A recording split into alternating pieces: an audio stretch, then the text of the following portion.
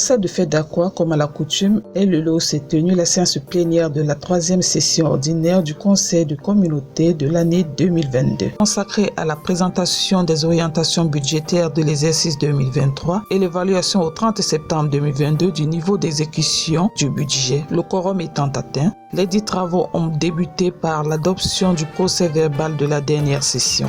Les projets inscrits au budget de l'exercice 2022 sont présentés avec leur niveau d'exécution au 30 septembre, le schéma directeur de l'assainissement ainsi que le niveau de recouvrement et des dépenses. C'est en fait le niveau d'exécution financier du budget qui a été présenté en détail. C'est en présence du préfet Benjamin Boutou et présidé par le maire de la ville, Dr Roger Mbassadine, que les travaux se sont déroulés. L'assistance a suivi avec attention la lecture des rapports des différentes commissions. Il en découle que, initialement prévu à 58,9 milliards de francs CFA, le budget de la communauté urbaine de Douala a été finalement porté à 69,3 milliards. Après incorporation du résultat positif d'un peu plus de 3 milliards dégagé par le compte administratif de l'exercice 2021 et prise en compte de 2 autorisations spéciales de recettes et de dépenses d'un même montant de 7,37 milliards, correspondant à celui de l'emprunt négocié auprès de la banque UBA pour les acquisitions d'équipements et matériels divers.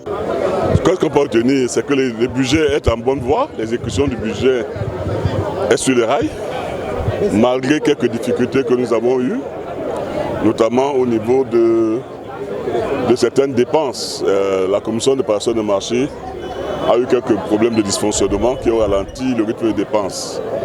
Mais globalement, le budget est en bonne voie d'exécution. En sa qualité de président du conseil, le maire de la ville a tenu à dire à tous qu'à cette période de l'année, il est naturel que l'exécutif communautaire soit pleinement engagé dans la phase de préparation du budget 2023. Il a présenté aux membres de l'organe délibérant les grandes orientations qui constituent le socle du projet du budget. Les dites orientations budgétaires tiennent compte des attentes prioritaires des populations de la ville de Douala. Pour les orientations budgétaires de l'année 2023, ce qu'on peut retenir, c'est surtout que la ville va s'engager dans un très grand chantier qui est le chantier du bus rapide transit.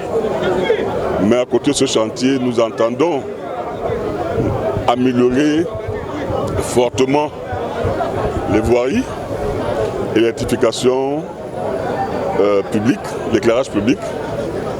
Nous voulons aussi que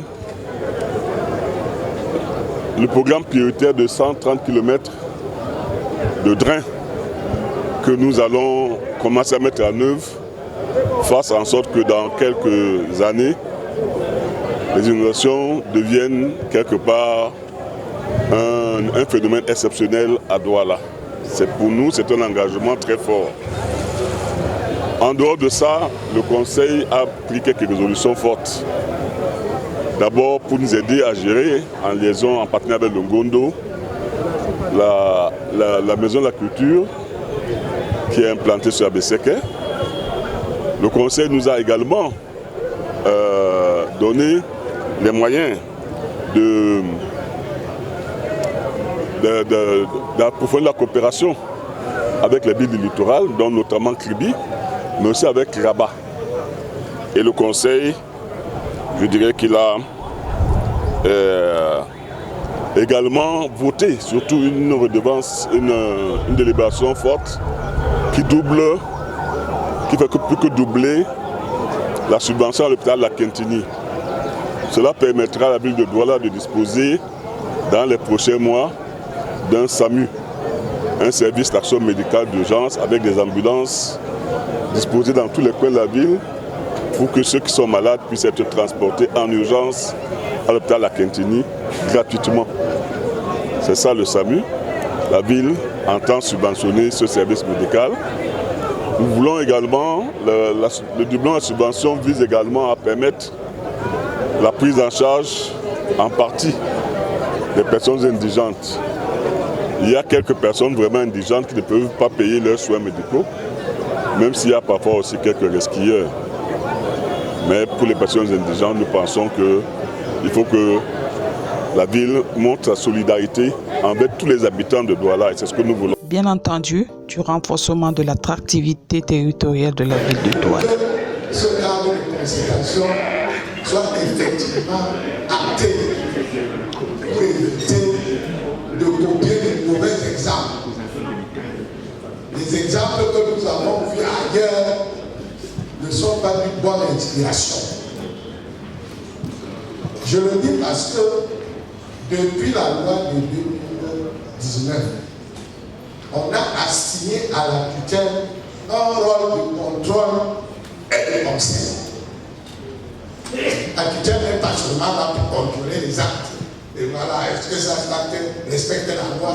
Est-ce que si vous lisez dans les articles 62, 63, la tutelle joue aussi le rôle de conseil. Et c'est ces conseils-là que je donne. C'est après le vote des délibérations et les conseils donnés par le préfet du département du Vouri que cette troisième session du conseil de communauté a pris fin.